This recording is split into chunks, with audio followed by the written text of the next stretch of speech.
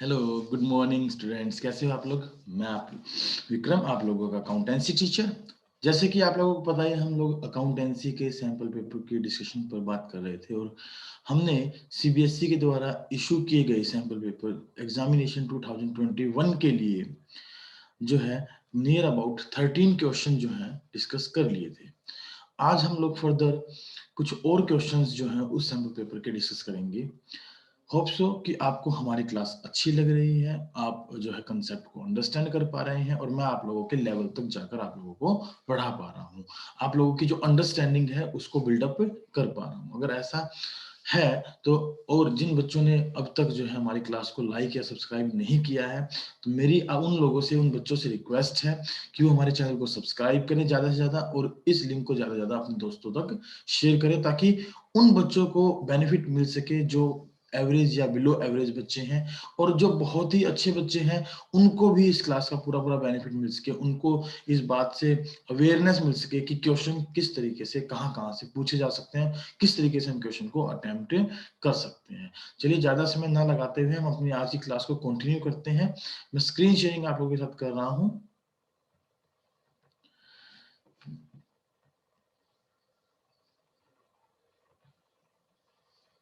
ये हम लोग जो है डीके गोयल सर के द्वारा इशू किए गए परफेक्ट 15 सैंपल पेपर्स के बारे में डिस्कशन कर रहे थे, और उनमें जो सीबीएसई ने लेटेस्ट सैंपल पेपर इशू किया था उसके बारे में हमारी चर्चा हो रही थी, जिसमें से हम लोग बेसिकली जो है ना 13 क्वेश्चन जो है अब तक डिस्कस कर चुके थे। होप सो कि आप लोगों को ये 13 क्वेश्चन बहुत अच्छे से समझ में आ रहे हैं। चलिए नेक्स्ट 14th क्वेश्चन की तरफ हम चलते हैं। क्वेश्चन नंबर 14 हमारा क्या है, आइए सबसे पहले डिस्कस करते हैं। क्वेश्चन नंबर 14 क्या है? From the following information calculate the amount to be charged to income and expenditure account for sports material consumed for the year 2019-20। देखिए क्वेश्चन जो है that is related to your consumption of raw material, consumption of sports material, consumption of items. तो consumption का जो question है उसको समझने के लिए मैं सबसे पहले आप लोगों को थोड़ा सा इसका बेस क्लियर कर दूं, बता दूं आप लोगों को कि किस तरीके से हम कंजम्पशन कैलकुलेट करते हैं, उसके बाद हम क्वेश्चन को कंटिन्यू करेंगे। राइट, चलिए इसके बेस पर बात करते हुए देखिए, जो स्पोर्ट्स मटेरियल या कोई भी मटेरियल जिसको आप कंज्यूम कर सकें, जिसको आप आइदर बाय यूजिंग और बाय कंज्यूमिंग, यानी खाकर उसको प्रयोग कर सके, उसे क्या बोलते हैं? कंज्यूमेबल आइटम बोलते हैं। और जैसे कि ये हमारा क्लब जो है कौन सा है, स्पोर्ट्स मटेरियल के बारे में जो है बात कर रहा है, तो इसका मतलब स्पोर्ट्स इको क्लब हो सकता है ये हमारा। तो उस क्लब के अंदर, उस पार्टिकुलर एनपीओ के अंदर जो स्पोर्ट्स मेटल कंजम्पशन निकालनी है या किसी भी आइटम की कंजम्पशन निकालनी है, तो आप ये ध्यान रखें कि हमारे पास दो बेसिक मेथड्स होते हैं। उन दोनों मेथड्स को हम यहाँ बेसिकली डिस्कस करने वाले हैं। सबसे पहला मेथड है हमारा मेथड 1। मैं यहाँ पर जो है इस क्वेश्चन के मेथड 1 को डिस्कस कर देता हूँ, आप ध्यान देंगे इस मेथड 1 की तरफ। क्या है ये मेथड 1? अगर आपको क्वेश्चन में दिया है, अगर आपको क्वेश्चन में दिया है, मेथड 1 है हमारा ये, अगर आपको क्वेश्चन में दिया है कि payment made during the year, right, क्या दिया है आपको? Payment made during the year. Payment, ध्यान रखें, पेमेंट यदि मेड दी है आपको during the year,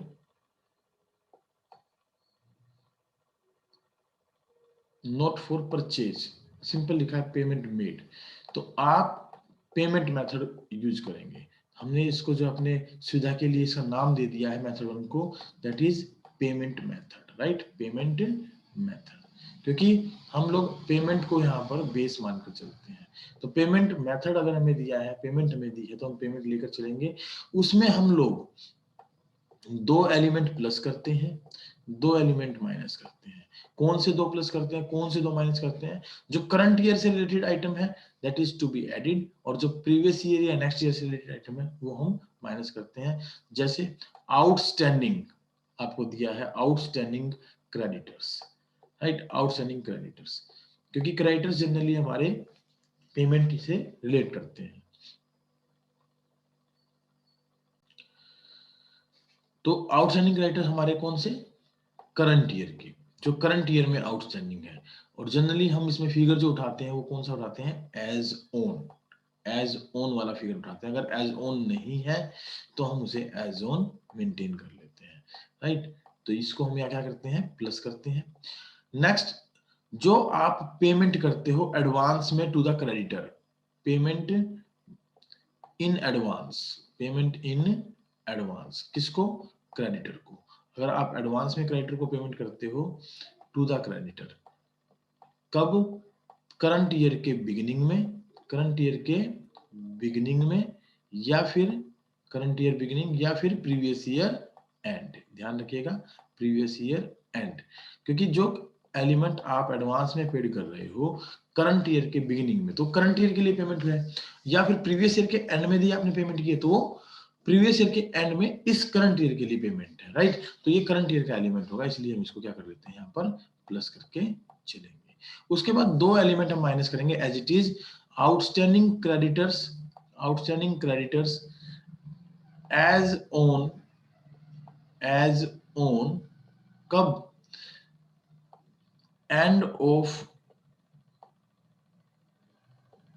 previous year, end of previous year या बिगिनिंग ऑफ करंट ईयर।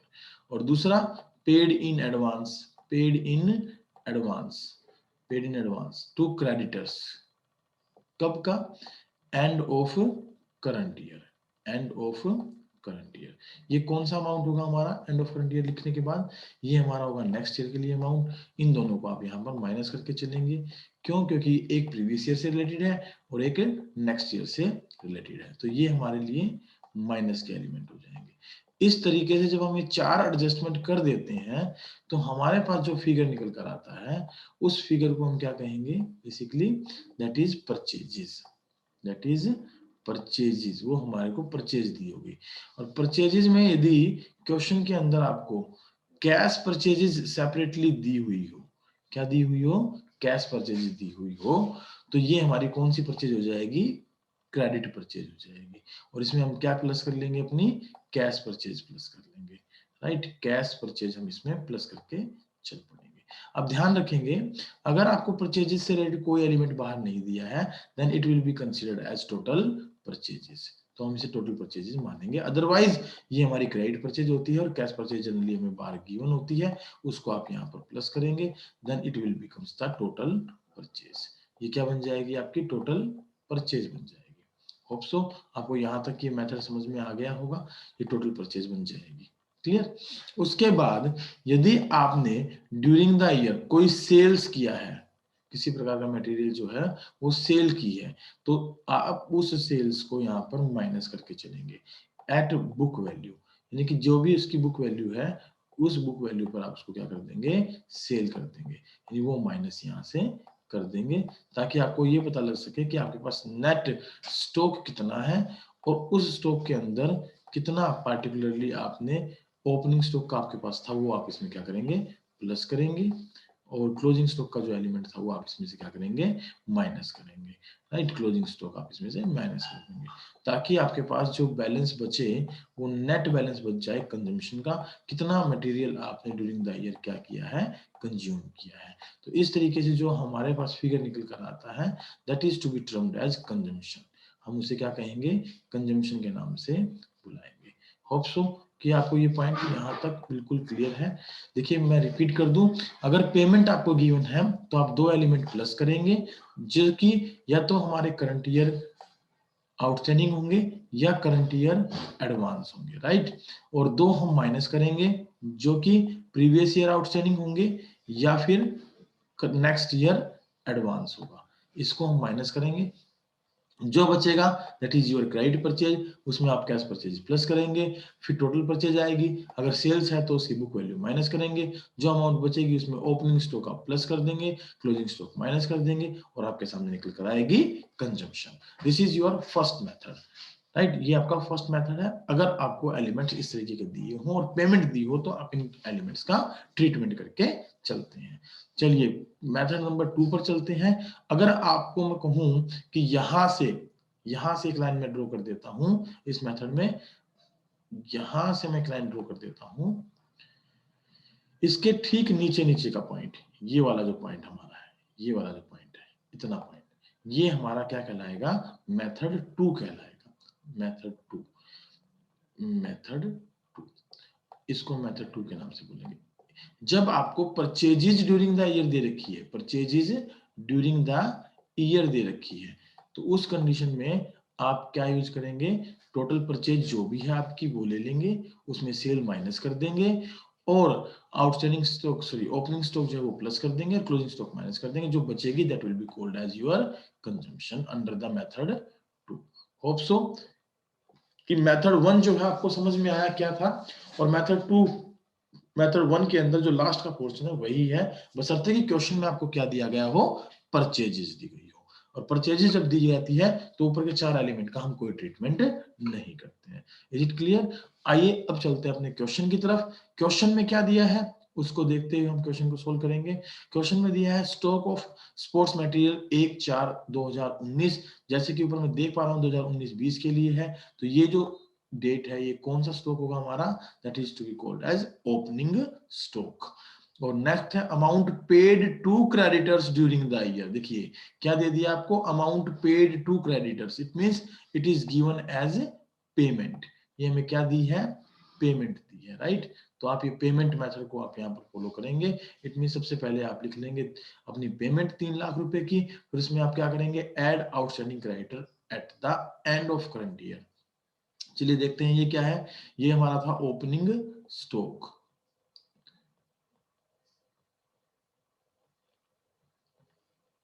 ये हमारा क्या था, ओपनिंग स्टॉक, राइट। इसको हमने ओपनिंग स्टॉक रखा है। ये क्या है हमारा, अमाउंट पे टू क्रेडिटर, पेमेंट आ गई।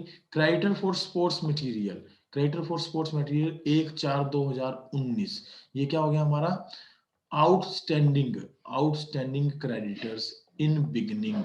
आउटस्टैंडिंग क्रेडिटर इन बिगनिंग है तो प्रीवियस ईयर के हैं, हम इसको माइनस करके चलेंगे, right. Creditors for sports material 31 March 2020, ये हमारा आउटस्टैंडिंग क्रेडिटर एट एंड हो गया। ये हमारा करंट ईयर है तो इसको हम क्या करके चलेंगे, प्लस करके चलेंगे, किसमें, पेमेंट में। Sports material sold during the year, देखिए परचेजेज आने के बाद हम इसका ट्रीटमेंट करते हैं, अभी हम इसका कोई ट्रीटमेंट नहीं करने वाले हैं। Cash purchases of sports material दिया हुआ है हमें, तो कैश परचेजेज दिया है तो ये हम क्रेडिट परचेज निकालने के बाद इसको ऐड लेस करेंगे। There were zero stock at the end of financial year, यानी क्लोजिंग स्टॉक जो है हमारे पास वो क्या है, जीरो है।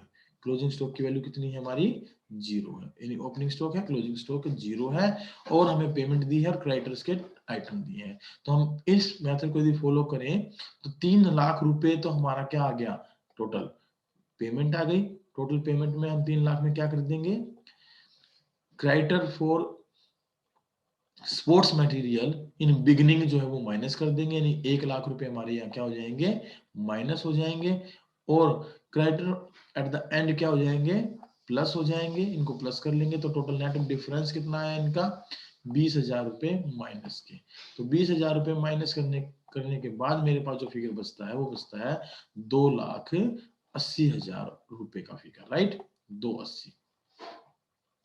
अब 280 आने के बाद हमने क्या किया था, ये हमारे पास जो है पेमेंट इन एडवांस तो है नहीं, तो हम इसको क्या कहेंगे, क्रेडिट परचेज, क्योंकि कैश परचेज में गिवन है।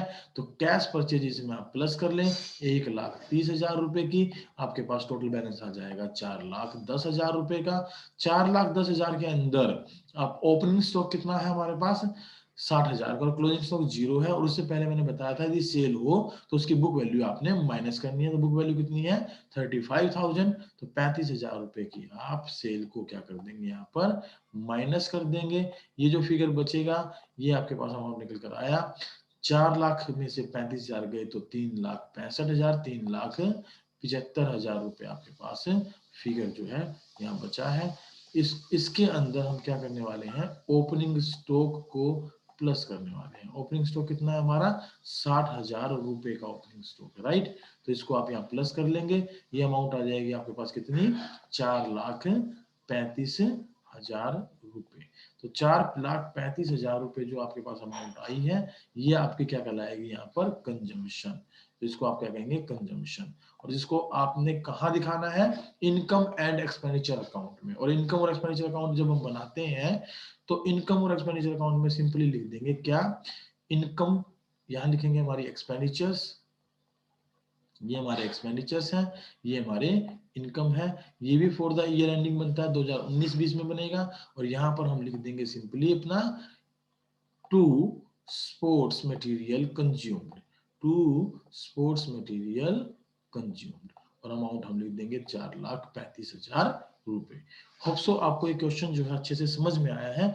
चलिए हम चलते हैं अपने नेक्स्ट क्वेश्चन की तरफ। इसी का हम और पार्ट करने वाले हैं। इसी का हम कौन सा पार्ट करेंगे? और का पार्ट करेंगे। चलिए और के पार्ट पर चलते हैं। क्वेश्चन क्या है ये पढ़ते हैं। क्वेश्चन दिया है हमें, calculate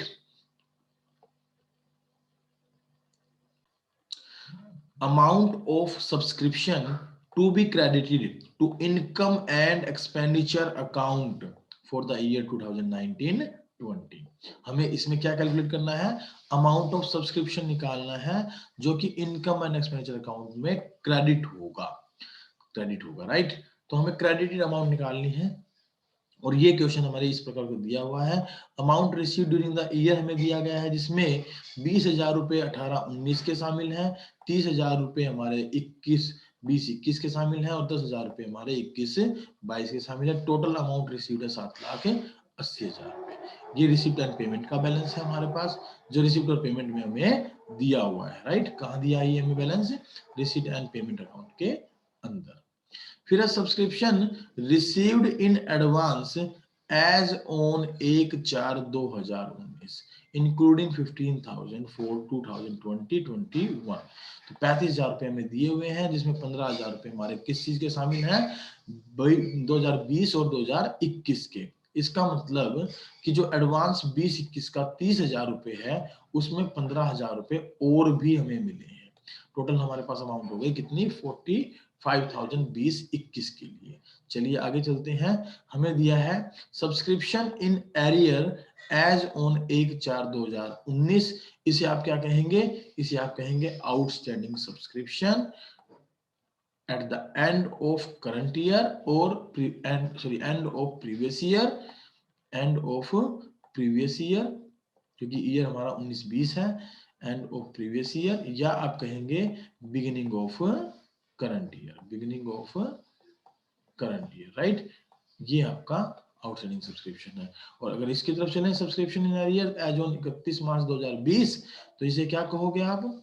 outstanding subscription at end of current year, end of current year, और beginning of next year, beginning of next year, right.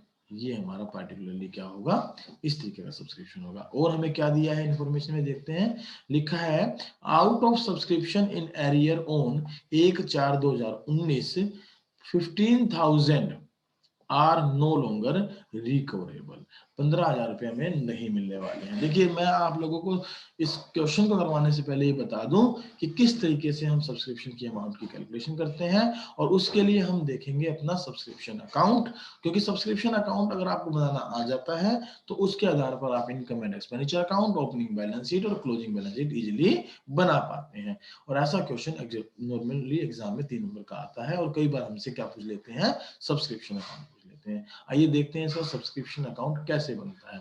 तो सबसे पहले मैं आपको बता दूं कि जब भी आप सब्सक्रिप्शन अकाउंट बनाते हैं, तो आप ध्यान रखेंगे सब्सक्रिप्शन अकाउंट के अंदर कौन कौन से एलिमेंट लिखे जाते हैं, राइट। तो मैं सब्सक्रिप्शन अकाउंट जो है आप लोगों को फॉर्मेट यहाँ पर डिस्कस कर रहा हूँ, इस एरिया में हम सब्सक्रिप्शन अकाउंट बनाएंगे। जरा ध्यान देंगे कैसे सब्सक्रिप्शन अकाउंट बेसिकली बनता है और क्या क्या एलिमेंट उसके अंदर लिखे जाते हैं, राइट।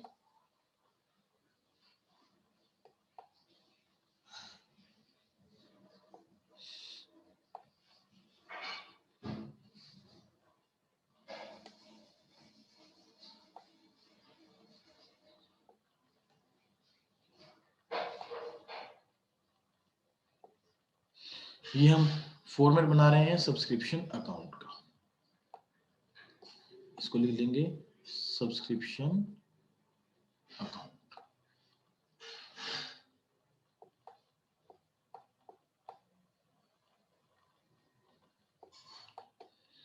देखिए सब्सक्रिप्शन अकाउंट के अंदर मैं आपको बता दूं दो चार बातें इससे related. Subscription is the biggest source of income for NPO, और ये जनरली रिवेन्यू नेचर की इनकम होती है, इसलिए हम इसको इनकम एंड एक्सपेंडिचर अकाउंट में क्रेडिट करते हैं।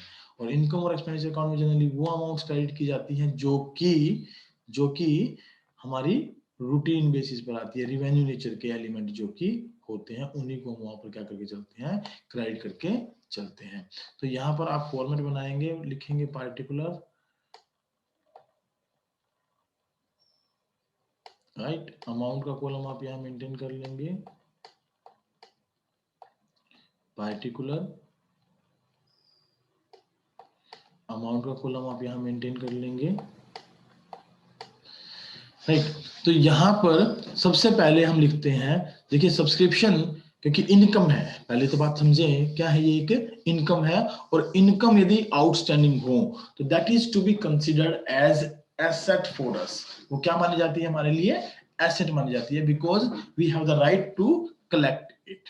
तो जिसके ऊपर हमारा पोजीशन होता है, all those things are to be known as our asset. तो इसको हम यहाँ लिखेंगे to balance brought down, to balance brought down, और ब्रैकेट में आप चाहे लिख लें अपने याद रखने के पर्पज से कि it is outstanding subscription at the end of previous year, end of previous year. यहाँ पर अगर हम देखें साथ साथ क्वेश्चन में अमाउंट भी पुट करें तो हमारे पास outstanding subscription at the end of previous year कितना है, 40,000 है। तो आप यहाँ 40,000 का अमाउंट प्लेस कर सकते हैं, 40,000 अमाउंट आप यहाँ पर लिख सकते हैं, राइट। जैसे ही आपको ये भी पता होगा प्लस वन में हमने कुछ सीखा होगा, जैसे कि क्या सीखा है हमने कि कोई भी अकाउंट हम मेंटेन करते हैं तो उसका एक क्लोजिंग बैलेंस भी होता है। तो सब्सक्रिप्शन का ओपनिंग बैलेंस यदि हमें दिया है तो सब्सक्रिप्शन का हमारे पास क्या होगा, क्लोजिंग बैलेंस भी होगा। ओपनिंग बैलेंस किस चीज का है, outstanding subscription at the end of previous year. तो डेफिनेटली जो क्लोजिंग बैलेंस होगा वो किस चीज का होगा, outstanding subscription at the end of current year. तो एंड ऑफ करंट ईयर अगर हम देखें, outstanding subscription and of current year, end of current year, current year हमारा कौन सा है, करंट ईयर हमारा इसके क्वेश्चन के अंदर जो है वो कौन सा है, 31 मार्च 2020, यानी 19-20 को एंडिंग है। तो यहाँ पर देखें आउटस्टैंडिंग सब्सक्रिप्शन हमें इस क्वेश्चन में कितना दिया था, 15,000 की अमाउंट हमें दी गई थी, सॉरी 50,000 की अमाउंट हमें दी गई थी। तो आप इसको लिख लेंगे 50,000 रुपए, राइट। ये फिगर हमें एज ऑन दिए हैं, ध्यान रखिए इसके अंदर एज ऑन ही फिगर आते हैं। तो एज ऑन फिगर अगर हमें दिए हों तो हमें चिंता नहीं करनी है बिल्कुल भी, एज ऑन फिगर हमें यहाँ मेंटेन करने होते हैं, वो हमें दिए हुए हैं एज इट इज, आप इसमें लिखें। चलिए नेक्स्ट चलता है कि हमारे पास क्योंकि सब्सक्रिप्शन रिसीव्ड इन एडवांस भी हुआ है, और सब्सक्रिप्शन यदि एडवांस में मिल जाए तो उस कंडीशन में आप इसे क्या मान लेंगे, एक लायबिलिटी, क्योंकि आपको ये पैसा एडवांस में मिला है जिस पर आपका भी कोई अधिकार नहीं है, लेकिन जब ये ड्यू होगा तो ये आपकी इनकम बन जाएगी, उस वक्त आप इसको अपनी एसेट मान सकते हैं। फिलहाल ये आपके लिए क्या है, लायबिलिटी। लायबिलिटीज के क्रेडिट बैलेंस होते हैं, इसलिए ओपनिंग बैलेंस जो भी होगा रिसीव्ड इन एडवांस का, जो कि आपको इस ईयर के बिल्कुल स्टार्टिंग में पैसा मिला होगा एडवांस के तौर पर, वो हम यहाँ पर लिख लेंगे बाय बैलेंस ब्रोड डाउन के नाम से। और इस ईयर के स्टार्टिंग में जैसे कि क्वेश्चन में हमें पता लगा था, हमने यहाँ लिखा था subscription received in advance as on 1/4/2019 को कितना मिला है, 35,000 रुपए। तो 35,000 रुपए हम यहाँ पर जो है अपना इंक्लूड करके चल पड़ेंगे। देखिए ठीक है, 35,000 रुपए हम यहाँ पर क्या कर लेंगे, इंक्लूड कर लेंगे। ये हमारा बिगिनिंग का एडवांस है, जिसमें 15,000 रुपए पिछले भी शामिल है, there is no matter, because मिले तो हमें करंट ईयर के बिगिनिंग में ही है, तो एडवांस एट द बिगिनिंग हम टोटल लेंगे एज ऑन जो भी हमें मिला है। ऐसे ही हम जो सब्सक्रिप्शन रिसीव्ड इन एडवांस है वो एट द एंड लेकर चलेंगे, टू बैलेंस कैरी डाउन करते हुए हम इसको लिख लेंगे टू बैलेंस कैरी डाउन। और अपनी समझ के लिए जो है इसके नीचे आप ये भी लिख लें एक बार कि ये कौन सा सब्सक्रिप्शन है, received in advance subscription, received in advance subscription कब, at the beginning of current year, beginning of current year आप इसको यहाँ मेंशन करके चलेंगे। और ऐसे ही इसको आप क्या लिख लेंगे, received in advance subscription at the end of current year. अब करंट ईयर के एंड में यदि आपको एडवांस मिला है तो वो कौन सी ईयर का माना जाता है, वो नेक्स्ट ईयर का माना जाता है ना, तो इसलिए हम इसको यहाँ पर लिख रहे हैं। अब कितना मिला है आइए देखते हैं, हमें मिला है 30,000 रुपए तो 2020-21 में मिले थे, जिसमें 15,000 रुपए हमें 19 में भी मिले थे बिगिनिंग में एडवांस, तो टोटल हो गए 45,000 और 10,000 रुपए 20-21 के हमें मिले हुए हैं। तो 30 प्लस 15 और प्लस जो है ये 10,000 टोटल मिलाकर हमारे पास अमाउंट आ गई 45 और 10 55,000 रुपए। तो 55,000 की जो अमाउंट है that is our advanced amount जो कि हमने at the end of the year receive की है फॉर द नेक्स्ट ईयर, और नेक्स्ट ईयर के लिए जो अमाउंट रिसीव की है वो हमारा क्लोजिंग बैलेंस हो जाएगा। ऐसे ही हम यहाँ देखें तो आप देखिए रिसिट और पेमेंट अकाउंट आपको गिवन होता है ना, रिसिट और पेमेंट अकाउंट आपको गिवन होता है, और रिसिट और पेमेंट अकाउंट में आपको कैसे अमाउंट मिलती है, जनरली ऐसे लिखी मिलती है। रिसिट साइड में यहाँ लिखा मिलता है टू सब्सक्रिप्शन, टू सब्सक्रिप्शन। अब ये टू सब्सक्रिप्शन यदि यहाँ मिला है तो इसका मतलब हमने कोई जर्नल एंट्री जब पास की होगी तो क्या की होगी, receipt and payment account debit to subscription account. तो अब हम सब्सक्रिप्शन अकाउंट यदि मेंटेन कर रहे हैं और सब्सक्रिप्शन क्रेडिट हुआ है तो इसके क्रेडिट में हम क्या लिख देंगे इस अमाउंट के लिए, by receipt and payment account, right. हम क्या लिख देंगे, रिसीट एंड पेमेंट अकाउंट। और कितनी अमाउंट हमारे को मिली है यहाँ पर, 7,80,000 रुपए। तो 7,80,000 रुपए आप यहाँ पर लिख कर चलेंगे। और साथ ही साथ जो पैसा आप दिखाते हैं कहां पर, basically income and expenditure account में। तो किस नाम से दिखाते हैं इनकम और एक्सपेंडिचर अकाउंट में, इनकम एंड एक्सपेंडिचर अकाउंट आपका बनता है कुछ इस तरीके से। यहाँ पर आपकी होती है इनकम्स, यहाँ आप दिखाते हैं एक्सपेंडिचर और लिखते हैं बाय सब्सक्रिप्शन अकाउंट। और क्या जनरल एंट्री आप किसके लिए पास करते हो फिर, subscription account debit to, subscription account debit to income and expenditure account. तो सब्सक्रिप्शन इस कंडीशन में डेबिट होता है तो हम यहाँ क्या लिखा देंगे, to income and expenditure account, to income and expenditure account. ये जनरली हमारा यहाँ क्योंकि इसने कैलकुलेट करने के लिए कहा है तो ये हमारा निकलेगा किसमें, बैलेंसिंग फिगर में। इसको आप बैलेंसिंग फिगर जरूर मेंशन करें क्योंकि आप ये बैलेंसिंग फिगर में कैलकुलेट करने वाले हैं, ये हम निकालेंगे। लेकिन यहाँ देखने को पता चलता है कि आउटस्टैंडिंग सब्सक्रिप्शन का एक अमाउंट 15,000 रुपए हमें ऐसा दिया है जो कि रिकवरेबल नहीं है। अब सीधी सी बात है, अगर आपको डेटर्स ना मिले तो वो बैड डेट्स बन जाते हैं और हमारा सब्सक्रिप्शन का बैलेंस जो है वो घट जाता है। अब सब्सक्रिप्शन अकाउंट हमारे लिए क्योंकि एक इनकम होती है और इनकम को यदि हमें घटाना है तो उसको हम पार्टिकुलरली क्या कर देते हैं, इनकम एंड एक्सपेंडिचर में डेबिट साइड में शो करते हैं। डेबिट साइड मतलब एक्सपेंडिचर साइड में हम उसको शो करके चलते हैं।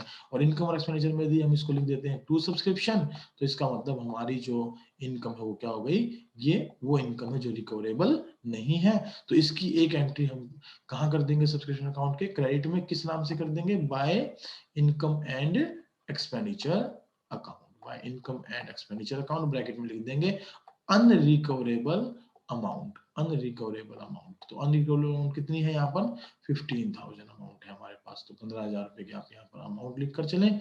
तो टोटल अगर हम इसका करें तो टोटल हमारे पास जो अमाउंट बनती है वो कितनी बनती है, ये देखते हैं। 780, 35 प्लस 15 ये हो गए हमारे पास 50 और 50 1,08,80,000 रुपए हमारा टोटल बैलेंस बनता है। 8,80,000 के टोटल बैलेंस को आप दूसरी तरफ भी पुट करें ताकि आपका बैलेंसिंग फिगर निकाला जा सके। 880 को आप यहाँ पर लिख कर चलेंगे, 8,80,000, 880 माइनस में कर देंगे कितना, 55 और 40, 1 लाख यदि माइनस कर देता हूं तो बचते हैं मेरे पास 7 लाख, क्योंकि मैंने 5 ज्यादा माइनस कर दिए हैं तो ये बच जाएंगे 7,85,000 रुपए हमारे पास बैलेंसिंग फिगर में। होप सो कि आपको ये क्वेश्चन समझ में आया होगा कैसे करना है। ध्यान रखिएगा ये इनकम एंड एक्सपेंडिचर केवल तभी आता है जब आपको एडिशनल इन्फॉर्मेशन में गिवन है कि अमाउंट कैसी है, अनरिकवरेबल अमाउंट है, अदरवाइज ये यहाँ नहीं आता है। तो इस तरीके से हम सब्सक्रिप्शन अकाउंट बनाते हैं। तो अब इसका ट्रीटमेंट देखिए क्या करते हैं। इसमें से जो ये फिगर हमारा निकल कर आया that is to be known as amount to be credited to income and expenditure account. और ये जो फिगर्स है हमारे पास इधर के, बैलेंस ओपनिंग का, ये बैलेंस क्लोजिंग का, these are the outstanding subscription. और आउटस्टैंडिंग सब्सक्रिप्शन हमारी एसेट होती है तो हम इसको एसेट्स में दिखाते हैं, कौन सी बैलेंस शीट के, ओपनिंग बैलेंस शीट की एसेट साइड में इसको हम शो करके चलते हैं। और इसको हम कहाँ कर शो करके चलेंगे, क्लोजिंग बैलेंस शीट की एसेट साइड में, asset side of closing balance sheet. Hope so ये बात आपको यहाँ समझ में आ गई होगी। और ऐसे ही इधर से अगर हम देखें तो ये क्या अमाउंट है हमारी, ये अमाउंट है हमारी basically received in advance in the beginning, और बिगिनिंग में एडवांस हमारी लायबिलिटी होती है, तो ये हम कहाँ शो कर देंगे, ओपनिंग बैलेंस शीट के अंदर शो कर देंगे, किस साइड में, लायबिलिटी साइड में। और इसको हम कहाँ शो कर देंगे, क्लोजिंग बैलेंस है तो क्लोजिंग बैलेंस शीट की लायबिलिटी साइड में भी हम इसको क्या कर देंगे, शो करके चल पड़ेंगे, क्लोजिंग बैलेंस शीट की लायबिलिटी साइड में। होप सो आपको ये क्वेश्चन अच्छे से समझ में आ गया। फिर भी आपको यदि क्वेश्चन समझ में ना आया हो तो you have my contact, and if you don't have, please note it down. My contact number is 7015406635. My name is Vikram, your accountancy teacher. आप जब चाहें आप मेरे नंबर पर कॉल कर सकते हैं, मुझे जो है व्हाट्सएप मैसेज छोड़ सकते हैं, ताकि मैं आप लोगों की क्यूरीज को सोल्व आउट कर सकूं। अदरवाइज मैंने आप लोगों को ये टॉपिक इतने अच्छे से बता दिया है कि होप सो कि आपको इसको दोबारा देखने की जरूरत ना पड़े, एक बार में ही आप इस टॉपिक को समझ जाएं। और इससे रिलेटेड मैं आप लोगों से रिक्वेस्ट करूंगा, जितने भी क्वेश्चन आपको सैम्पल पेपर्स में दिए गए हैं, चाहे वो कंजम्पशन के हो चाहे सब्सक्रिप्शन के हो, तो प्लीज उनको आप सोल्व करके देखें, सेम टेक्निक सेम मेथड से जैसे मैंने आपको बताया है, ताकि आप लोग आसानी से उन क्वेश्चनों को क्या कर सकें, सोल्व कर सकें। हमेशा एक बात ध्यान रखिएगा कि जब भी आपको रिसीप्ट ऑफ पेमेंट में सब्सक्रिप्शन अमाउंट दी गई है, तो आप हमेशा टोटल फिगर्स को माइनस करके चलें, ताकि आपको कंफ्यूजन ना हो। और उसके लिए एक जो मेरे बहुत ही अच्छे अजीज दोस्त हैं सुरेंद्र कुमार जी, वो मुझे एक टेक्निक बताते हैं हमेशा। वो मुझे बताते हैं कि क्यों ना आप जिग जैग मेथड यूज करें। जिग जैग मेथड ये कहता है कि जो आउटस्टैंडिंग सब्सक्रिप्शन है उसको आप लिखें एज ओन बनाकर, एज ओन। ठीक है, यहाँ पर आप लिख लें उसको प्रीवियस ईयर का फिगर, और यहाँ लिख लें आप करंट ईयर का फिगर, प्रीवियस ईयर और करंट ईयर फिगर में। और ऐसे ही रिसीव्ड इन एडवांस को आप लिखें करंट ईयर और प्रीवियस ईयर के फिगर के नाम से, ये प्रीवियस ईयर का, ये करंट ईयर का। तो ध्यान रखें, प्रीवियस ईयर के एलिमेंट होते हैं वो आपके माइनस होते हैं, और करंट ईयर के एलिमेंट आपके प्लस होते हैं, करंट ईयर के एलिमेंट आपके प्लस होते हैं, और नेक्स्ट ईयर के एलिमेंट आपके माइनस होते हैं। ये मैंने करंट ईयर का क्यों बोला, क्योंकि अगर एडवांस आपको प्रीवियस ईयर के एंड में मिल रहा है तो नेक्स्ट ईयर के लिए मिल रहा है, और नेक्स्ट ईयर कौन सा होता है, हमारा करंट ईयर। आप इसको सिंपली याद रखें कि ये जेड है, इसमें ओपन एंडेड एरिया हमारा माइनस का है, प्लस क्लोज एंडेड एरिया हमारा प्लस का। इस मेथड को भी आप यूज करके यहाँ पर क्वेश्चन को सोल्व कर सकते हैं। अगर मैं बताऊं तो आप कैसे करेंगे इस क्वेश्चन को, इसी क्वेश्चन को देखिए यहाँ पर लिखिएगा as on figure of outstanding subscription, that is your 40,000, और करंट ईयर का आउटस्टैंडिंग कितना है, दैट इज योर 50,000। और हम बात करते हैं रिसीव्ड एडवांस इन बिगिनिंग, वो कितना है 35,000, और एट द एंड आपको एडवांस कितना मिला हुआ है, 30 प्लस 10 प्लस 15 55,000। तो इस तरीके से जो अमाउंट आपके पास आई, उसमें एक बात ध्यान रखिएगा कि 15,000 जो हमारे वो बिगिनिंग के आउटस्टैंडिंग में इंक्लूडेड है, जो हमें रिकवरेबल नहीं होंगे। आप उनको यहाँ पर क्या कर सकते हैं, माइनस कर सकते हैं। तो यहाँ से आप उनको माइनस करें तो यहाँ पर भी वो माइनस हो जाएंगे, और आपका आंसर जो आएगा एट द एंड वो आपको रिजल्ट में वही फिगर मिलने वाला है जो हमने सब्सक्रिप्शन अकाउंट से निकाला है। चलिए नेक्स्ट चलते हैं क्वेश्चन नंबर 15 पर। देखिए क्वेश्चन नंबर 15 क्या कहता है, आइए समझते हैं पहले, उसके बाद हम इसके बारे में थोड़ा सा डिस्कशन करेंगे, और डिस्कशन करने के बाद आप जो है इस क्वेश्चन को एक बार सोल्व करके देखिएगा। और हम अपनी आज की क्लास में केवल दो ही टॉपिक रखते हैं, मे बी ये दो टॉपिक बड़े इंपॉर्टेंट हैं, चाहे मैंने दो क्वेश्चन आप लोगों के साथ डिस्कस किए हों, कंजम्पशन निकालना और सब्सक्रिप्शन निकालना, लेकिन दोनों इतने इंपॉर्टेंट है कि 3 नंबर का क्वेश्चन इनमें से पक्का हमारे पास आता ही आता है। आइए क्वेश्चन नंबर 15 पर चलते हैं, और इस क्वेश्चन को डिस्कस करने के बाद अपनी क्लास को आज वाइंड अप करेंगे। और जिन बच्चों ने अब तक हमारी क्लास को सब्सक्राइब, लाइक किया, कमेंट नहीं किया है, प्लीज वो हमारे चैनल को ज्यादा ज्यादा सब्सक्राइब करें, अपने दोस्तों के साथ शेयर करें, और हमारे चैनल के लिंक को मैक्सिमम शेयर करें, ताकि उन बच्चों को बेनिफिट मिल सके जिन्होंने अब तक कंसेप्ट्स में क्लैरिटी नहीं ली है, और वो कंसेप्ट को यहाँ से अपने कंसेप्ट को अच्छे तरीके से क्या कर सकते हैं, क्लियर कर सकते हैं।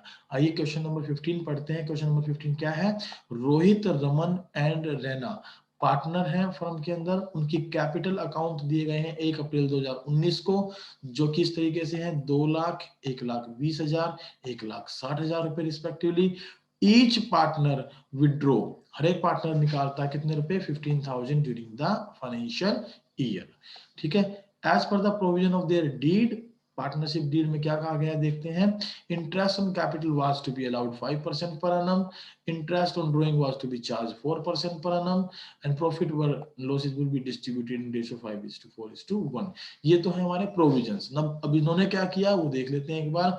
The new profit of the firm is 72,000 for the year ended 31 March 2020 was divided equally among us the partner without providing for the terms of the deed. यानी ऊपर वाला एक भी एलिमेंट हमने ना तो इसको कंसीडर किया, ना इसको कंसीडर किया, ना इसको कंसीडर किया, और हमने प्रॉफिट को सीधे सीधे इक्वल रेशो में डिस्ट्रीब्यूट कर दिया। Now you are required to pass a single adjustment entry to rectify the error show workings clearly. आपको अपनी वर्किंग्स क्या करनी है, क्लियरली शो करनी है। तो आइए चलते हैं अपने क्वेश्चन को कंप्लीट करने की तरफ।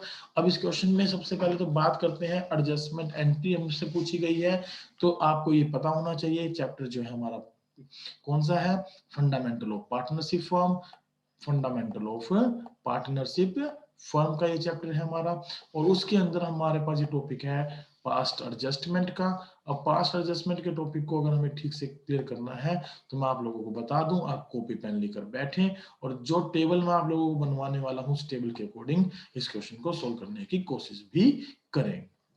देखिए जो टेबल मैं आपको बनवा रहा हूं वो एक उस बच्चे के लिए टेबल है जिसको इस क्वेश्चन में हमेशा कंफ्यूजन ही रहता है कि मैं इस क्वेश्चन को सोल्व कैसे करूं, उसके लिए टेबल है, ध्यान रखिएगा। बाकी जिन बच्चों ने जैसे भी इस टेबल को सीखा है, जैसे भी एडजस्टमेंट एंट्री करना सीखा है, आप उस क्वेश्चन को उसी तरीके से परफॉर्म करें।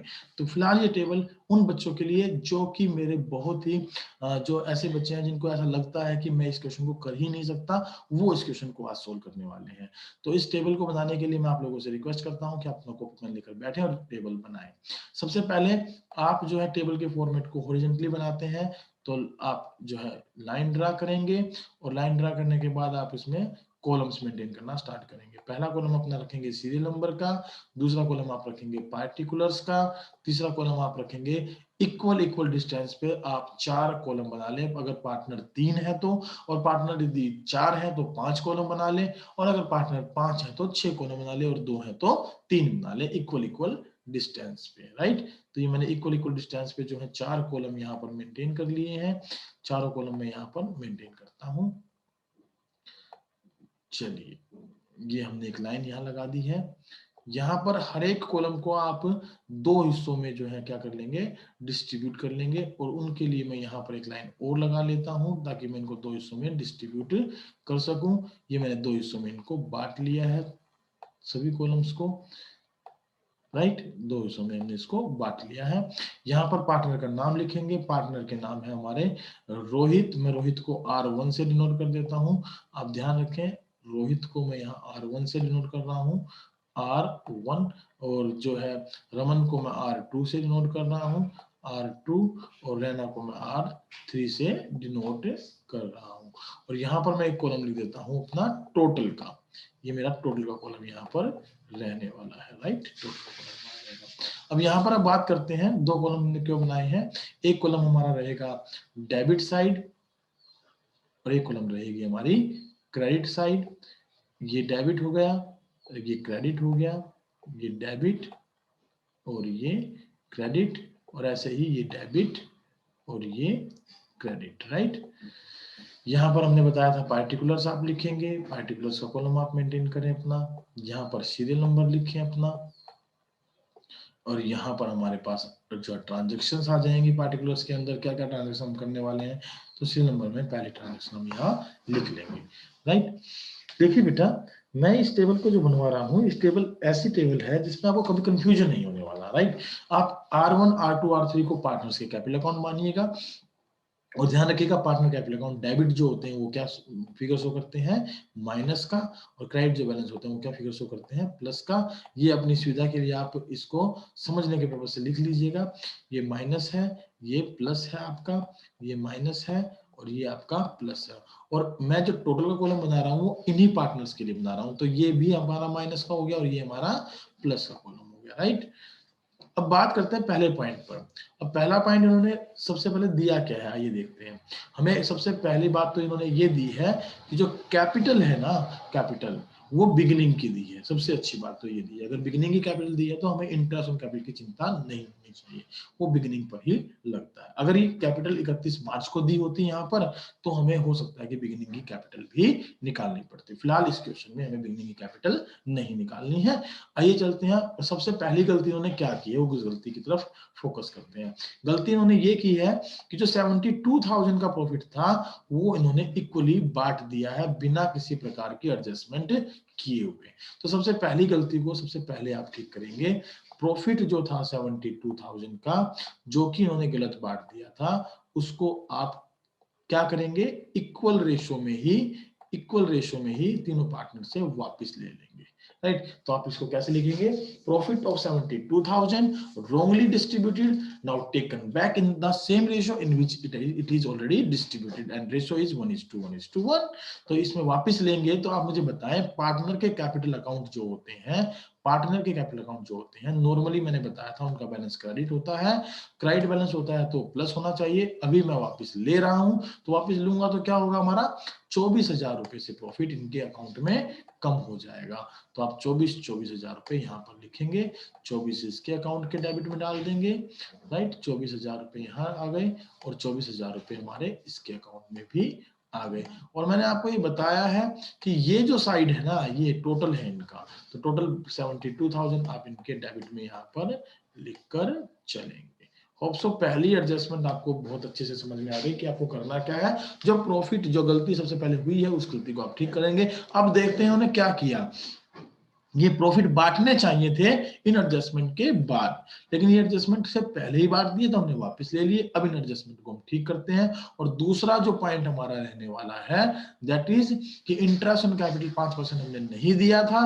Late us provide the interest on capital to the partner at the rate of 5% per annum। तो 5% इंटरेस्ट ऑन कैपिटल आप उनको प्रोवाइड करेंगे। तो आप मुझे बता दीजिए कि इंटरेस्ट ऑन कैपिटल पार्टनर के अकाउंट में प्लस होता है कि माइनस होता है, यानी इनकी कैपिटल बढ़ती है कि घटती है इंटरेस्ट ऑन कैपिटल से। Definitely sir, interest on capital से पार्टनर की कैपिटल इंक्रीज होती है। अगर इंक्रीज होती है तो आप क्या करने वाले हैं, आप करने वाले हैं 5% इंटरेस्ट की कैलकुलेशन और इनके प्लस वाले कॉलम में आप इसको रख देंगे।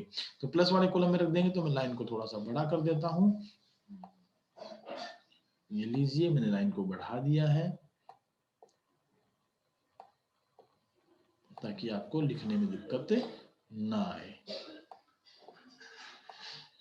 चलिए, कितनी अमाउंट है 5%, इसका 10,000 रुपए का अमाउंट है। आप 10,000 रुपए यहाँ पर लिख के चलेंगे, 10,000, यहाँ पर 12 पंजे 60, 6,000 रुपए आप लिख के चलेंगे। और यहाँ पर आपका बनता है 16 पंजे 80, 8,000 रुपए आप यहाँ पर लिख कर चलेंगे। राइट, बाकी जो कॉलम है उनको आप डैश कर दें इसके अंदर। और टोटल जो है हमारा कितना इंटरेस्ट बनता है, 10 और 6 16 और 8 24,000 रुपए का इंटरेस्ट हमारा बनता है। आप इसको यहाँ लिख दें 24,000 रुपए इंटरेस्ट, यहाँ पर भी डैश लगा दें ताकि आपको कंफ्यूजन ना हो किसी तरीके की। चलिए, दो एडजस्टमेंट हमने ठीक कर ली।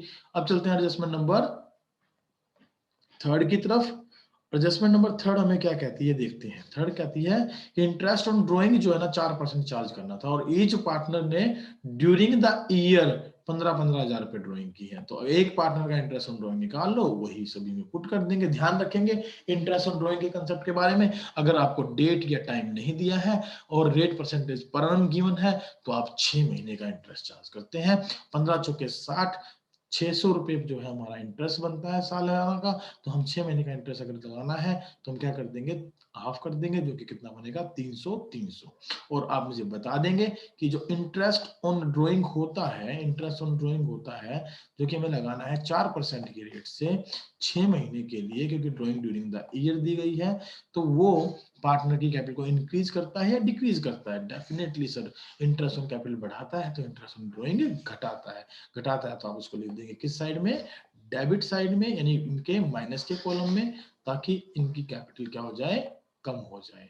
तो यहाँ पर आप इसको माइनस कर देंगे। 300 कैसे आया, मैं फिर से बता दूं, जो हमारी ड्रॉइंग्स है, ड्रॉइंग्स है वो 15,000 रुपए क्या है पर ड्यूरिंग द ईयर है, सॉरी ड्यूरिंग द ईयर है। 15,000 हर एक पर्सन निकाल रहा है तो 15,000 पर 4% 600 रुपए का इंटरेस्ट बनता है। और क्योंकि मैंने कहा 6 महीने का इंटरेस्ट लगना है तो आप 6 महीने का इंटरेस्ट लगा दें। कितना इंटरेस्ट बन जाएगा आपका, 300 रुपए। 600 का हाफ, तो ये टोटल करके आप लिख देंगे डेबिट में। आगे क्या है हमारे पास, करा profit and losses should be distributed in ratio 5:4:1। 5-4-1 में ये बंटने चाहिए थे, जो कि अब तक हमने नहीं बांटे हैं। अब हम उनको बांट देंगे, और बांटने से पहले मैं आपको बता दूं कि आप कहीं पर लिख लेंगे total of debit, total column के डेबिट साइड का टोटल कर लेंगे, राइट, और डेबिट का टोटल कितना है हमारे पास वो देख लेंगे, और क्रेडिट का टोटल कितना है इसका वो देख लेंगे। तो डेबिट के टोटल में देखता हूँ तो 72,900 रुपये बनते हैं हमारे पास, तो आप लिखेंगे 72,900 रुपये। और क्रेडिट के टोटल में देखता हूँ तो 24,000 रुपये बनते हैं, 24,000 रुपये।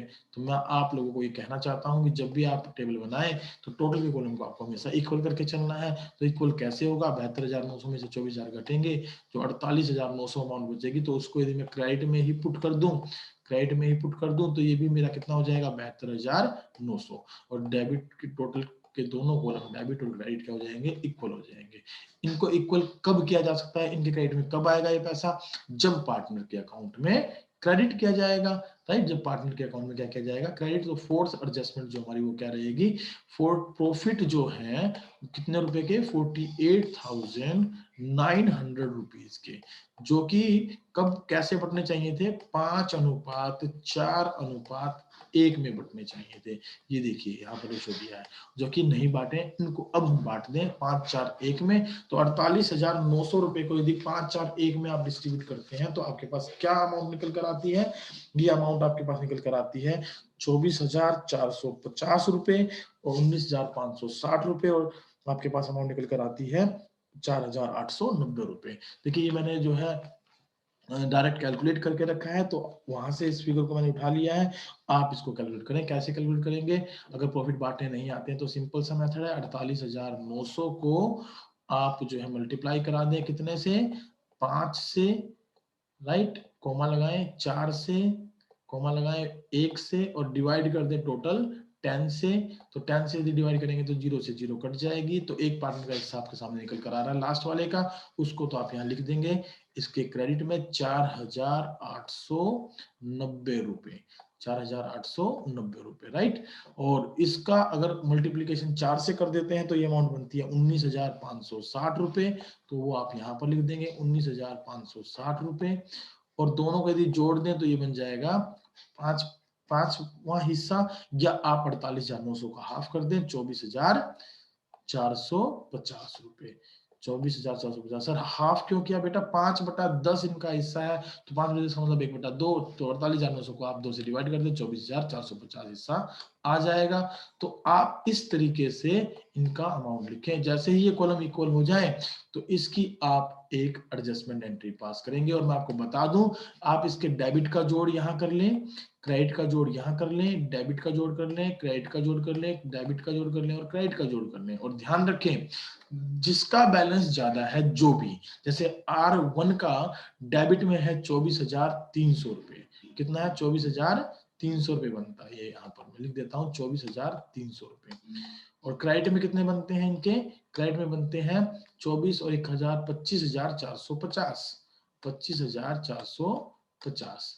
तो किसके ज्यादा है, इसमें कौन सी साइड ज्यादा है, क्रेडिट साइड ज्यादा है, कितनी ज्यादा है वो देख लें, वो ज्यादा है हमारी, ये सॉरी 10,000 का फिगर है, ये क्या था हमारा, 10,000 फिगर था, कितना था ये, 10,000, क्योंकि हमने ये अमाउंट बेसिकली इंटरेस्ट की लिखी, तो ये बनता है 34,000 34,450।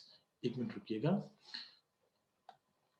ये फिगर कितना बनेगा हमारा, 34,450, राइट। तो इसी तरीके से बाकी फिगर भी आप जोड़ लेंगे, इनको जोड़ लेंगे, इनको जोड़ लेंगे, इनको जोड़ लेंगे, और इनको जोड़ लेंगे। तो जो साइड ज्यादा है आप उसी तरफ डिफरेंस लिख देंगे। 34,550 में से आप माइनस करेंगे 24,300, तो मेरे पास बच जाएगा 10,150, 10,150।